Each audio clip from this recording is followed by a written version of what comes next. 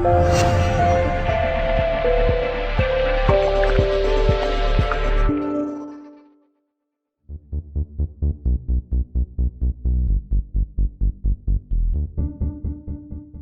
you must be really proud of your players tonight because you've given Fylde an absolutely almighty scare tonight.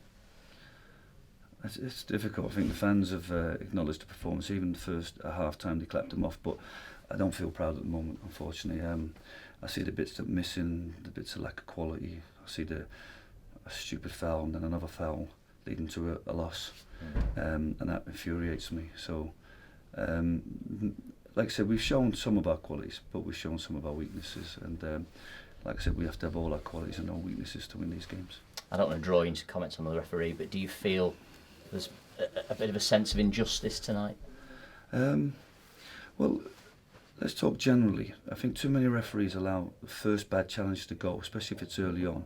And it seems to be indicative in the game that, and we've heard comments at meetings about how the referees are under pressure not to book people early. And I think that sets a bad tone to the game. So the right back makes a really bad challenge on Danny Lloyd, it's not booked, and then subsequently then gets booked. But I'll do whatever comments I need to make about the referee's performance tonight and his comments to me at half time. I'll put in an official report. And Scott Duxbury, how is he? I don't know. I've not heard yet. So I was worried for him because it was he's gone for the ball and he's been hit heavily when he's exposed. That he's really exposed. So I hope he's all right. But you never want to see that. And unfortunately, there was a couple of instances in the game that you had a fear that the challenges, there was some elbows, there was some aerial challenges that looked a little bit bordering on the dangerous. So there was always a chance that could happen in this game with the referee. One player who really impressed me tonight was young Josh Amos, and so unlucky not to get his goal at the Cheadle tonight. I know he ran out of steam in the second half, but he put in a real shift tonight. Yeah, well, like I said, he's earned his place in the team. I know.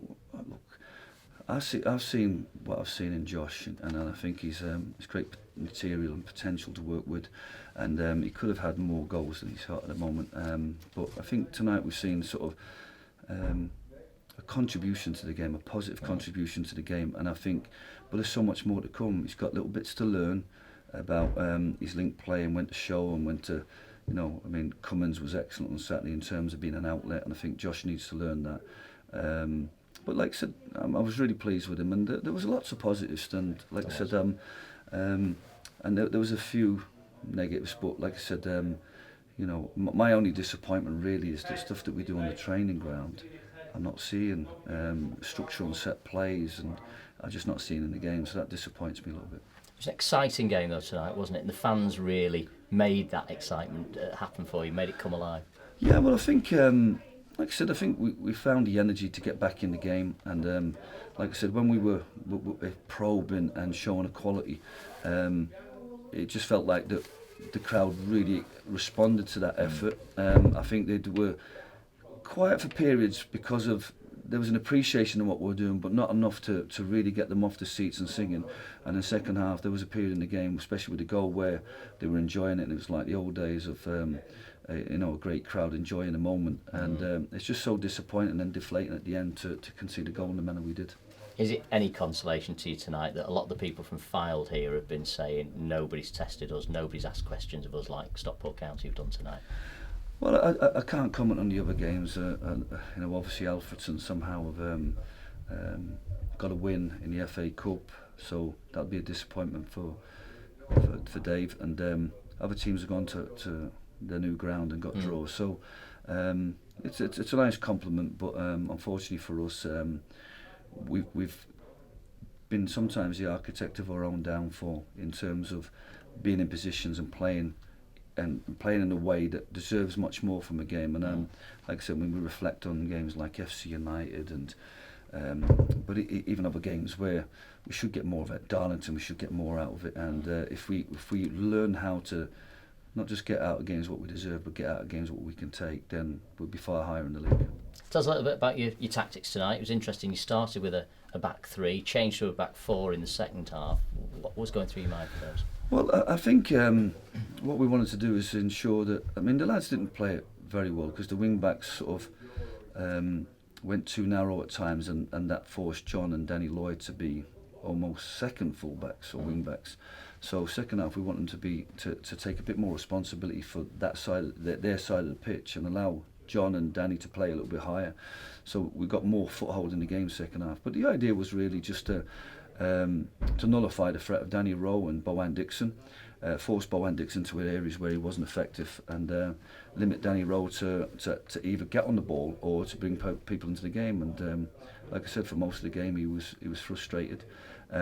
Second half, because they changed to a bit more of a 4-3-3 rather than a 4-4-2, then obviously I needed to get another player in midfield and start picking up the balls there, because we were asking too much of Lewis and Gary to pick up when Baker came on. So obviously we changed our shape, pushed Sam further forward, asked Jon and Danny to play a little bit in between the lines, and like I said, it gave us a foothold in the game. But you know, you can see the quality in their team. You can see the investment they've made in the people like Dan Bradley, who scored tonight, and Danny Rowe. So they're pushing hard now. They've really shown great ambition and investment in their structures and also their players. And you know, they're rightly top of the league for that if you like, that purpose that they're showing as a club. Despite all that, though, you should have had a penalty, shouldn't you? Well, like I said, you know, I mean, when I was at the managers' meeting, whatever way they presented the information, it looked like the graph was going up, but when you looked at the numbers, it was going down. So the quality of refereeing at this level, statistically, is going down. And consistently we hear on the sideline that anything can happen with this referee. So unfortunately, we just have to accept that that's the level of referees we have at this level.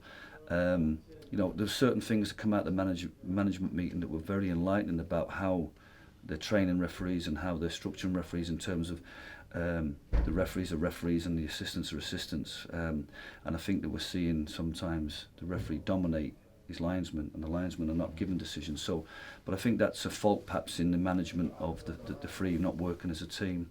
But like I said, you know, we don't get a chance to have dialogue. Nobody ever asks us our opinion.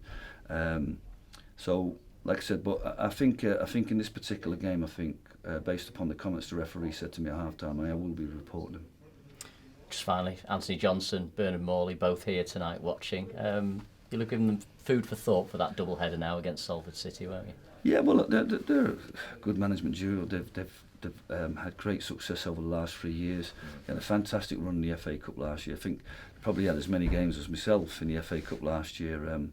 I think they started one round later and finished in the same round as us after a replay. But they know what they're doing, and they've invested again in really good players from the higher level and people that have been successful at this level. So they've got a good squad. They're a good fit physical team. They'll not be an easy team to beat. But what we need to do is make sure that we're a hard team to beat and always give ourselves a chance of winning the game. And I think if we dust ourselves down, go Thursday, work on the positives, just tidy up on a few things, and then we'll go back to a rip-roaring FA Cup game on Saturday. Commiserations to that. Thanks so much. For your time.